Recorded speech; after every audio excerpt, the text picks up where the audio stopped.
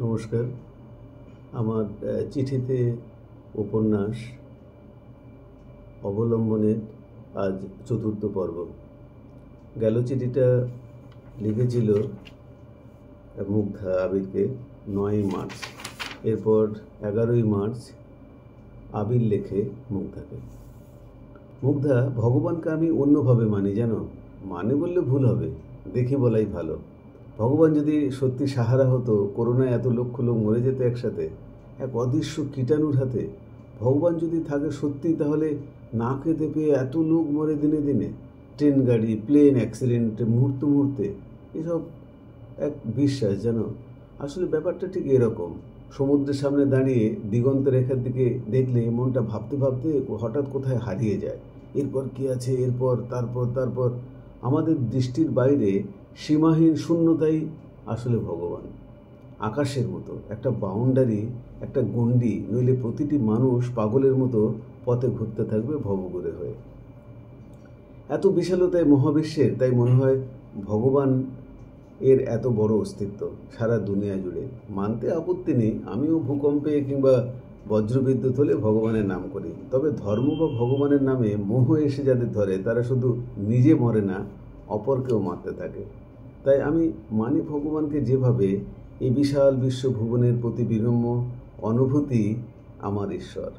তবে গড শব্দটির চেয়ে দ্য ইউনিভার্স ওয়ার্ডটা বেশি ইউজ করি। এই ইউনিভার্সই আমার ভগবান, মাটির প্রতিমা কিংবা ফটো ফ্রেমের ঠাকুরটি নয়। আর এটাই বড় করে মানি, মানুষের জন্য ধর্ম কিংবা ভগবান, ধর্মের জন্য মানুষের জীবনদান নয়। সবার উপর মানুষত্ব, তাহার উপরে নয়। আবার লিখছি পরে, আজ রাখি, আবির। এরপরে চিঠিটা 12ই মার্চ লিখেছে,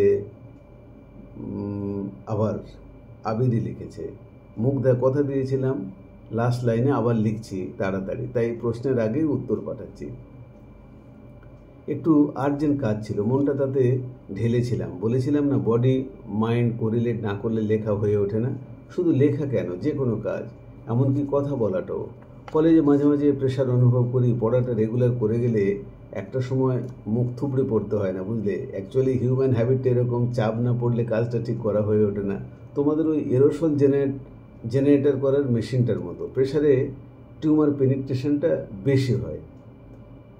রেগুলার মেনটেন করাটা খুবই ইম্পর্টেন্ট, রেগুলারিটি, কিন্তু হয়ে ওঠে না সচরাচর। মেয়েরা এই বিষয়ে আমি জানি বেশ পাংচুয়াল, একটা রুটিন মেনে চলে, বেশি পড়াশোনা করে, এই জন্য ডাক্তারি পরীক্ষায় বেশ ভালো ফল করে। আমি জানি, শুনেছি বাবার কাছ থেকে। আমার এক রিলেটিভ, মানে দিদির মেয়ে, সে নাকি এন্ট্রান্সের আগে 14 ঘন্টা পড়তো। ডাক্তারিতে ঢুকে 10-12 ঘন্টা ডেলি। তুমি কি বলো, সত্যি এত পড়ার দরকার আছে? কনসেপ্টটা ক্লিয়ার করাটা আসল কথা। যেন একটা সত্যি কথা বলছি, বাবা মা আমাকে বলেছিল ক্লাস 12-এ বায়োলজি নিতে, যাতে মতি হলে আমি ডাক্তারি পরীক্ষায়ও বসি। আমি তো বাবা মাকে সোজা বলে দিয়েছিলাম, এই যে তোমরা বলো পড়াশোনাটা নিজের ইচ্ছে মতো করা ভালো, যার যে সাবজেক্টে ইন্টারেস্ট সেই সাবজেক্টে ঢোকাই উচিত, তাহলে নিজের ছেলের বেলায় উল্টো রুল কেন? তারপর বাবা মা আমাকে কিছু বলেনি। আমি ভিএমসিতে ইঞ্জিনিয়ারিংয়ের কোচিং নিতে শুরু করেছিলাম। বাপরে, ডাক্তারি যারা পড়ে তারা নমস্য, এত ঘন্টা টানা কি করে পড়ে আমি ভেবে পাই না। আর বাবাকে দেখেছি হসপিটাল থেকে ফিরে আবার সেই বই নিয়ে বসে পড়লো, বলে কিনা কাল পড়ানোর আছে। প্রায় দিন এমনটি, শুধু পড়া আর পড়া। 40 বছর লাগিয়ে দিল শুধু এস্টাবলিশ হতে, তারপরে এত ধৈর্য ধরে ডাক্তারি করা, পড়ানো, আবার রিসার্চ করা, এসব আমার দ্বারা সম্ভব ছিল না। তাই এই রে, আজ অনেক কিছু লিখে ফেললাম। একবার মনে হলো কিছু কিছু জায়গায় কেটে দিই, পরে ভাবলাম তুমি তো আমার কাছের মানুষ, এখন আমার অবলম্বন, মনের, আত্মার। আর যার সঙ্গে নিত্যদিনের যোগাযোগ, সে তো আত্মারও আত্মীয়। তার কাছে আমার লুকোচুরির কী আছে? মন খুলে কথা বলার একটা অদ্ভুত আনন্দ আছে, যে আনন্দ সকলে পায় না, কারণ মন মুখ এক করে কথা বলতে পারে কজনে। তুমি কি বলো, আবির? পরের যে এটা 15ই মার্চ মুগ্ধা লিখেছে আবিরকে। একটু লেট হলো এবার, লেট করার একটু অভ্যাস আছে আমার, বলতে পারো। পরিষ্কার পরিচ্ছন্নতা নিয়ে যতটা মাথা ঘামায়, গোছানোটা নিয়ে ঠিক ততটা নয়। যদি দুটো একসাথে না হলে তবে আর্টিস্টিক হয় না ব্যাপারটা। আমার সেটা একটু ডেফিসিয়েন্সি আছে। তুমি মন খুলে অনেক কিছু লিখেছো, মন খোলা কথা কার না ভালো লাগে? বাচ্চার মিষ্টি হাসি সকলেই পছন্দ করে। মন খোলা কথাও মিষ্টি হাসির মতো, ইউনিভার্সাল ল্যাঙ্গুয়েজ, সকলে বুঝতে পারে। অবলম্বন শব্দটা শুনে ভালো লাগলো আরও। আমি যে কারো অবলম্বন হয়ে উঠতে পারি না দেখে না জেনে, এটা আমার ধারণা ছিল না। আমার বাবা মা দুজনে ডাক্তার, শর্ট লেগে থাকে। বাবা গাইনোকোলজিস্ট আর মা জেনারেল ফিজিশিয়ান। রীতিমতো বাড়ির আবহাওয়ায় মনটা ডাক্তারের দিকে ঝুঁকেছিল। তবে ডেডিকেটেডলি আমি ডাক্তারি পড়বো এমনটা ডিটারমাইন্ড ছিলাম না। ইঞ্জিনিয়ারিংও দিয়েছিলাম, ডাক্তারিতে ভালো র্যাঙ্ক হলো তাই ডাক্তারিতে ঢুকলাম।